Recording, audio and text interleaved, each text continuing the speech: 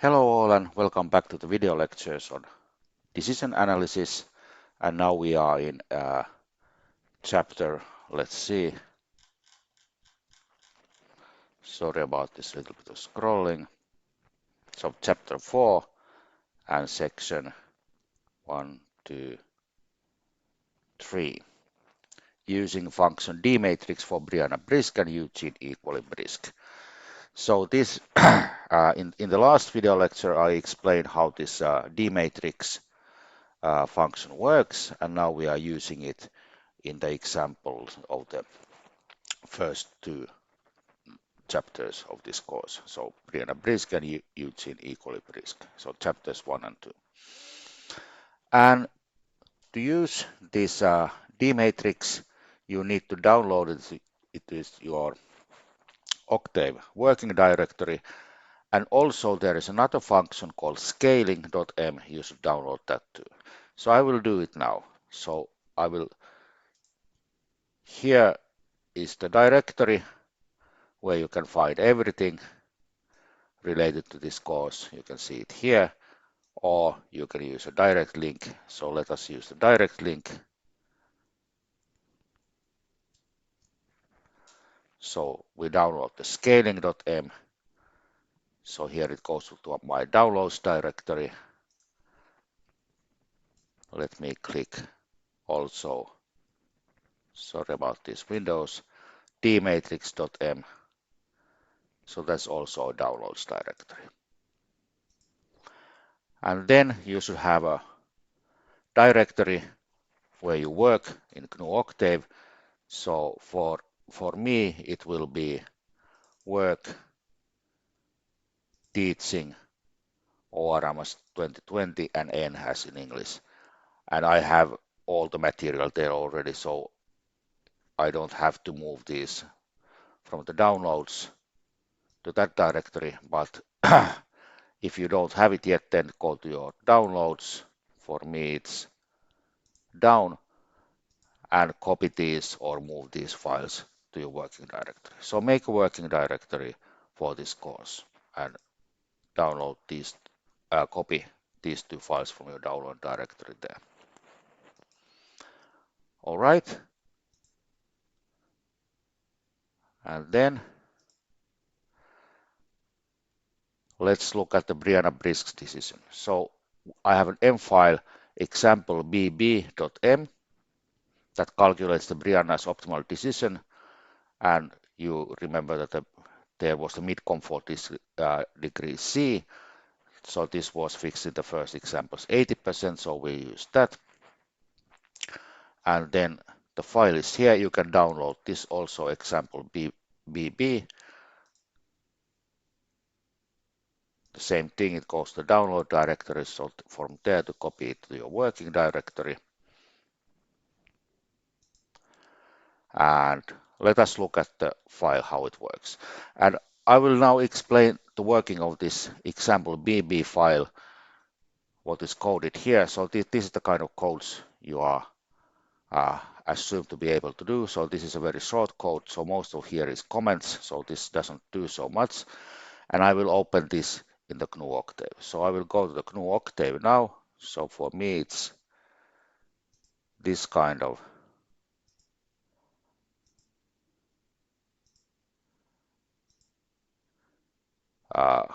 icon. So this kind of icon, you have it on the works desktop probably. So you should have something like this opened. So I put my face here. So here is, you have this is the command window where you give commands. Then there is tabs there for documentation. There you can get help. Variable editor, I will never use it, so I will not explain it. And then the editor where you edit the so-called M files. So here we usually use command window and editor.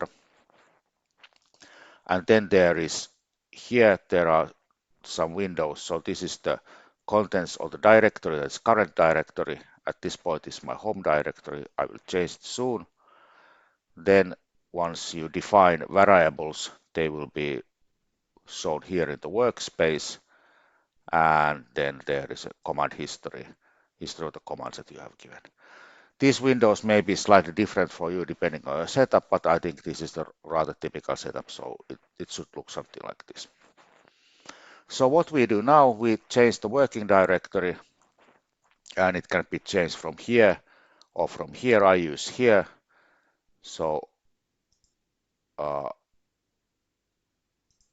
here I can browse. So here's work, teaching, ORMS 2020, and EN like English, and choose. So there you can now see the listing of this course directory I have for this course. So I have all the files. So there are lots of different files. You don't have to care about them. In your case, you should have there now 3 files. And what are the 3 files? They are what I downloaded: example underscore bb.m, dmatrix.m, and scaling.m. So you should have these 3 files at least there. And let us simply check first that our Brianna Brisk example works. So this is done by simply typing the name of the M file, example underscore bb, and well, we get something. So we got some result. So there is dr, this is the decision result. So it is struct, it has d values like this, d optim like this, and regret matrix like this. And let's open it in editor and see how it works, and then interpret the results.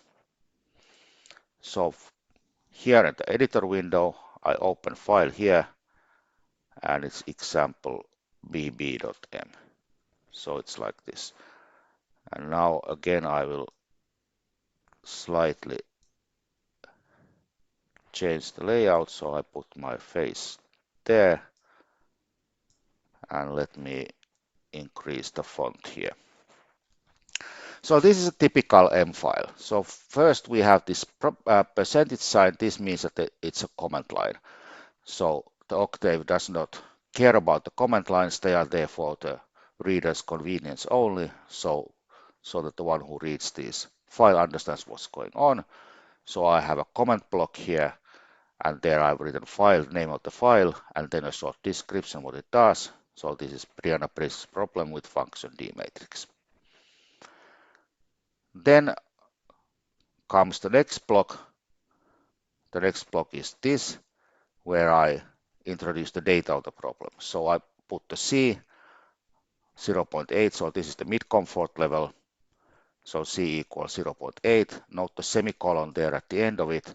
The semicolon, what does it mean in Octave? It means the same as in MATLAB, so it suppresses output.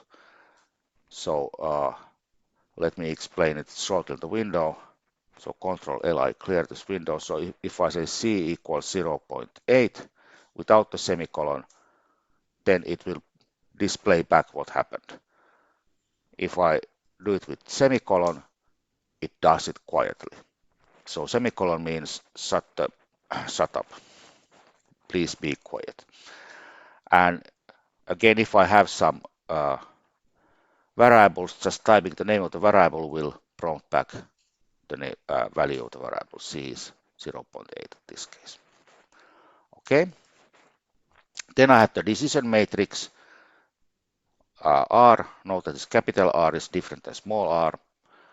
And here I give it the syntax is that the matrix, we have an opening bracket and a closing bracket, and then the values separated by space, or you can use comma if you like, and then the rows are separated by semicolon. So now the semicolon has a different meaning than here. So this semicolon here means please be quiet. These semicolons mean that there is a row break in the matrix. And I've also written it so that I have then put the new line here. But this new line here is just for the reader's convenience. Octave doesn't care about the new lines. So to explain this, let me, for example, say that R equals 1 0 0 0 1 0 0, 1, 0, sorry, 0, 0, 1, semicolon. Now, if I type R, it will show it like this. So R will be an identity matrix. So now I have a lot of clutter, so variables in the memory, so I can remove all those variables from the workspace by typing clear all. So now there is R, for example, it says it is undefined. And Control L, I clear the screen. All right. So this is the decision matrix. Note that there is the C here, but C is just a variable that's fixed to 0.8, so this is a numerical matrix. Octave does not do symbolic calculus. So all these, if you have symbols there in the definition of things, they have to have a numerical value. And this numerical value for C is 0.8. So this was the decision matrix for Brianna Brisk. Then we need the structural variable dp for decision problem. And what do we need there? We need, it was a regret avoidance. So we need always the decision matrix. So dp.dmat, this is the field decision matrix. This will be the R from here. Again, note the semicolon. And then we need the decision problem, decision rule. And the rule was minimax regret. So that was in the as a string. So in the quotation, double quotes, regret. And this is all that is needed. So we don't need other fields because it was a regret rule. Regret rule only needs the decision matrix. So we don't need, for example, the probabilities of the scenarios. Then the beef is the decision result dr. So dr will be d matrix dp. So this is just how we call this d matrix.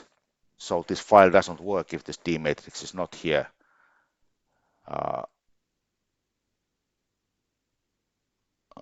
Let's see. Here it is d matrix. As you can see, it has to be in the same directory as this as is here, and where this example bb.m also is. So remember, you have to have a fixed current directory where all your files that you're using are. So here now it looks at the d matrix from this working directory and runs it with dp as the decision problem, and result is given as a dr, decision result. And note that there is now missing semicolon here, so it means that it will then print out the values of the dr. And what is here in the rest, in the comments, I run this example bb and copy pasted what is the result here. So you can check that you should get the same. So this here is simply, so what I did, example bb, and it's dr. So what does it mean? The d values, so these are the v's for alternative 1, 0.8, for alternative 2, 0.2, for alternative 3, 0.8, d optimist 2, so this was the minimization, so these are the maximal regrets, and minimal maximal regret is for the index 2, 20, 0.20. So this is the A1, V of A1, V of A2, and V of A3. So A2, so index 2 is the optimal, and then it also prints out for your convenience RMAT, the regret matrix. So it's like this.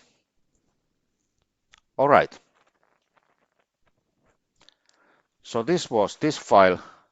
We explained how it works. And here is what I just said in the videos in the written world. And that's it. So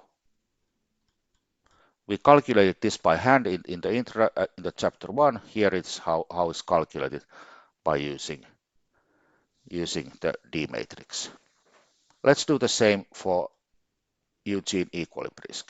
So the same thing. So here is the file. I download it here. So it goes to the download directory. So let me check the download directory again. So at this point you should have copied this example E like Eugene equally brisk, and copy this or move this to a working directory on Octave. So now in the working directory Octave you should have at least these 4 files. And let's go to Octave again and go to the, let's first see whether it works. So this I forgot to note. It's good every now and then to state the clear all. So this means that it will clear the variables, so the workspace will be clean. Clear all means that now the variables here workspace, this is empty. And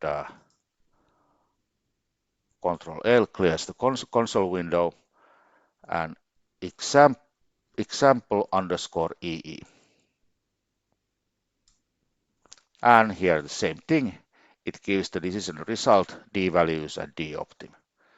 So let us analyze the result later. Let's first go to the editor.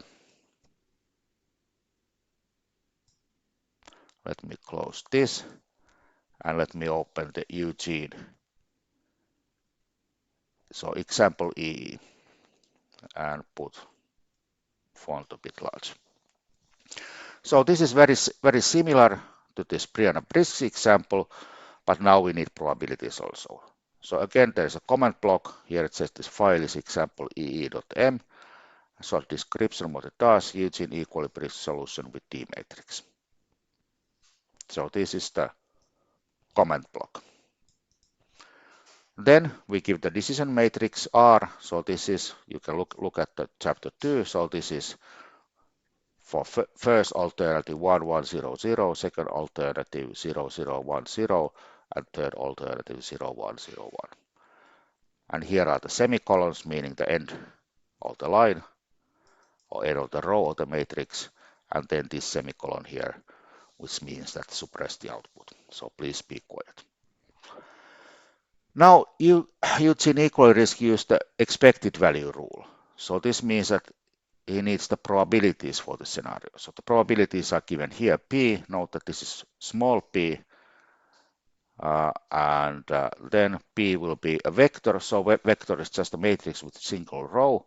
So here are the probabilities for A1 or 5%, A2 45%, A3 25%, and S4 scenarios, 4 scenarios, S4 0.25%. And semicolon here, again, please be quiet. But then this is very important. It's easy to miss, but there is this single quote. And this single quote means transpose. And why we need transpose? We need that this P has to be a column vector. So the D matrix assumes that the probabilities are given as a column vector. It doesn't work for row vectors. Sorry for that. And this, if you write like this, it will be a row vector, and then we make a transpose, it will be a column vector. Let me show you. So let's have just V, a vector 1001, for example. If I put it like this, then it will be row vector like this. But then V and this single quote, this will be a transpose of V, so it will be a column vector. And now we gave uns equals this. The reason is that since I didn't store the value of this operation to anywhere, there is a temporary variable uns that holds the last calculated result. So uns is a changing variable, whatever it means as a variable. Well, yes. All right, let's get back here. So then we have to introduce the DP, the decision problem, and what are the fields that we need? We need the DMAT, decision matrix always, that's the R. We always need the decision rule, that will be now EV, like expected value. And then for the expected value rule, we need the probabilities, the scenarios. So we need dp.prob, and this will be the P here. And now these are all the fields we need. Then we simply call the decision matrix with this dp and store the value in the variable dr. And since there is this missing semicolon here, it will print out the value of dr. And this is copy paste it here in the comments what happens when you call this. So let's call it again. So example underscore EE. So dr is a scalar structure with the following fields. So now it has only two fields, the d values. So this is the value for the alternative 1, value for the alternative 3, and value for the alternative 1, alternative 2, and alternative 3. And the optimal index is 3, so 3 is the biggest. So this is a maximization rule, maximization expectation, and alternative 3 has 0.7, so this is the biggest one, and it has the index 3. So that was that. And finally, we have the problem of Brianna's and Eugene compromise decision. So this is where we need the scaling function scaling.m. And let us go through this again. So again, here is the code. So now it's slightly longer the code. So this could look complicated since there are much more stuff. But this is, I hope this is straightforward. Let's go through it again. So again, the same thing. Click here. So it goes to the downloads. Then open your download directory. And now there is this example BBEE. So Brianna Brisk, Eugene equally Brisk. And copy or move this to your working directory. So now your Octave working directory should have at least these 5 files. And again, I open Octave. Let me close this and open here example bb underscore ee. Let's first again remember to clear all the variables. So now we start with an empty table. So now we have these variables there. Clear all. So there are no variables in the memory. So we have a clear table. And then example BBEE.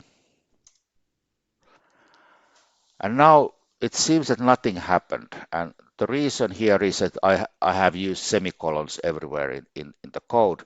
So it actually did define variables, but it didn't show their values. And we can see it from here. So there are lots of variables that are defined. Okay. So let's go to the code and let's see then what are the variables we need to check to get the result. So here is the code. And again, let's go through this line by line. So first there is a comment block. Again, there is a file name of the file. This is maybe redundant, but I like to use it so you need what file you are looking at. Then short explanation what's going on. So this is Brianna's and Eugene's compromise solution by using dmatrix. And then a note that in addition to dmatrix.m, this script uses the scaling.m. All right, so what happens next? Next, we give the data of the problem. So let's start with Brianna's problem. Again, this C is 0.8. So R was the same as before, but now I used RB because there are many decision or reward matrices. So this is RB for Brianna, and it was like this. Then the decision problem, again I use B for Brianna. Brianna's decision rule was regret. DP decision problems Brianna decision matrix is this RB. And then here I call solve the problem for Brianna DRB. is D matrix DPB. So now DRB decision result for Brianna contains the solution for Brianna's problem. And what I do now, since we are looking at a compromise problem, we need to scale the value functions. So this is what happens next. So VB will be the value function for Brianna. So this is the value drb.d values. There are the values. And remember that for Brianna it was minimax regret, so that was a minimization rule. So we have to change it to a maximization rule. So this happens simply by multiplying with -1. So VB will be minus VB. So now it's a maximization form. And then we have to scale the values of VB. So VB will be given the value scaling VB. So now VBs will be the maximization form values for decisions, and they are scaled on the interval 0, 1. Then we do the same thing for Eugene. So RE, reward matrix or decision matrix for Eugene. So this is what it was. Then we need the probabilities. So this is what it was. Again, note the quote here. So this makes it a column vector. Then DPE. So now we are defining a decision problem E for Eugene. This D rule is the expected value, EV. Decision matrix is RE, and probabilities are the P. So these are the three fields we need for Eugene. Then here we call D matrix, so we solve the problem DPE and store the result in DRE. So DRE now contains the solution for Eugene. And then we have to scale the solution. So VE will be the values, D values of this Eugene. So DRE.D values is VE. And then we take VE will be the scaling of VE. So now the VEs are values from 0, 1. And then what happens, now this is slightly complicated. So what we want to do, we want to see what are the optimal decisions for different values of V, how we weigh the compromise between Brianna and so there's A missing, Brianna and Eugene. So we take W. So this construct where we have columns means that it starts from 1, it steps minus 0.1 and goes to 0, and then comma. So this is a column vector. So this is the different values of W's we are checking it. So let me show you. W equals 1 minus 0.1, 0, and colon. So this is how it is. So 1, 0.9, 0.8, 0.7, 0.6, 0.5, 0.4, 0.3, 0.2, 0.1, and 0. So this is a column vector. Now it shows the rows because it's so long. So without this comma, it's now there is a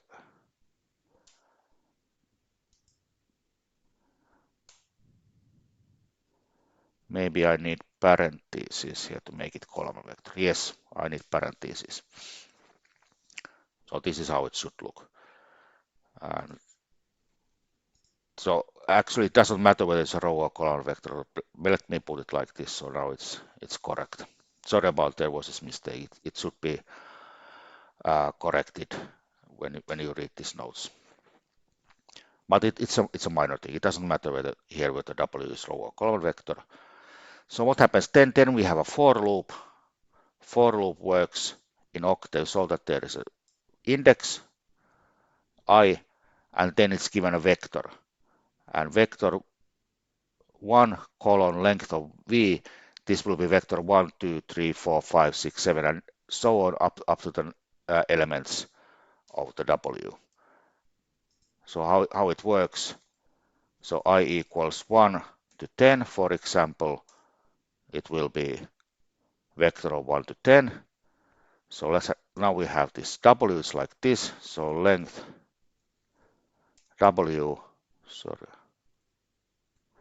let's write it correctly, length W is 11, so I equals 1 to LAN. Length of W will be like this. So now we are running through indices of W with this construct, and then I define a matrix. So V, so the first column means that the row is free, so I'm looking at the ith row of the matrix V. So this is the column I. Let me explain this also. So I have R here. Well, let's define matrix M like this. Run 2, 3. So it's a random matrix with 3 rows and 2 columns. And then, for example, M column 1 is the first column.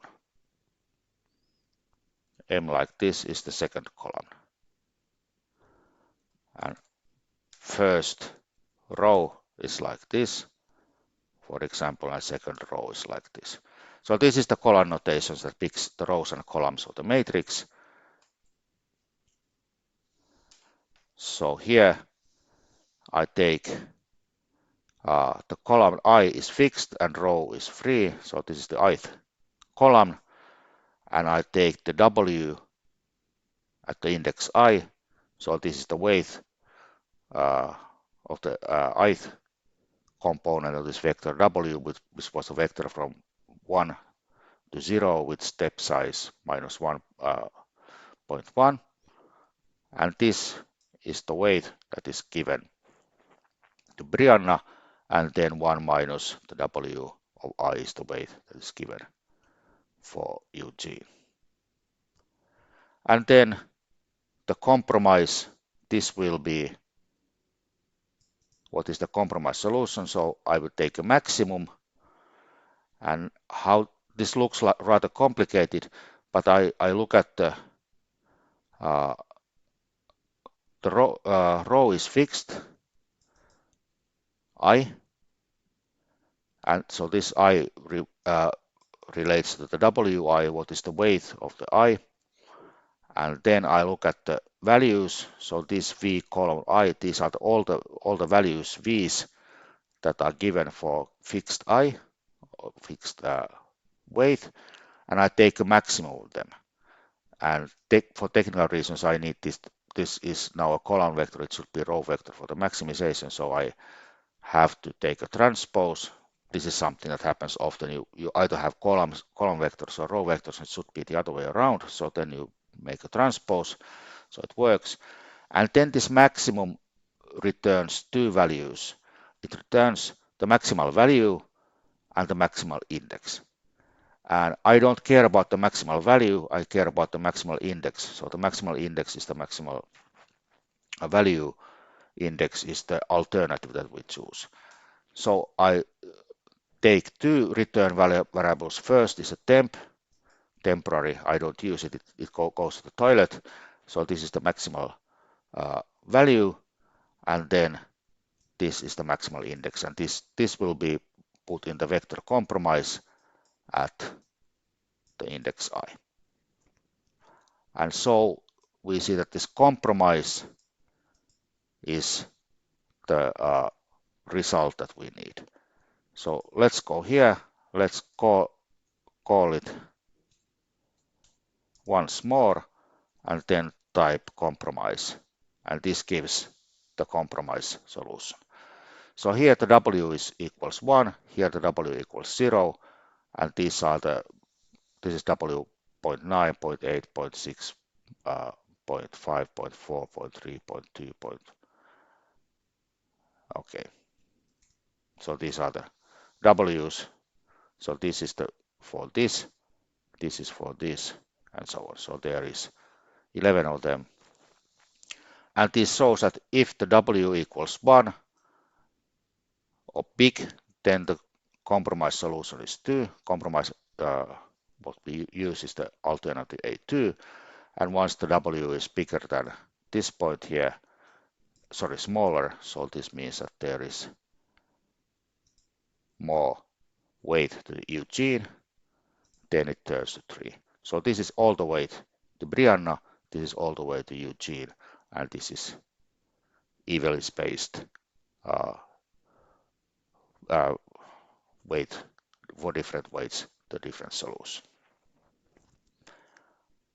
All right, so this was a rather long video. Sorry about that. So next we have a visualizing sensitivity. Again, something that is very important when you do your exercises or assignments in GNU Octave. But for this, bye bye.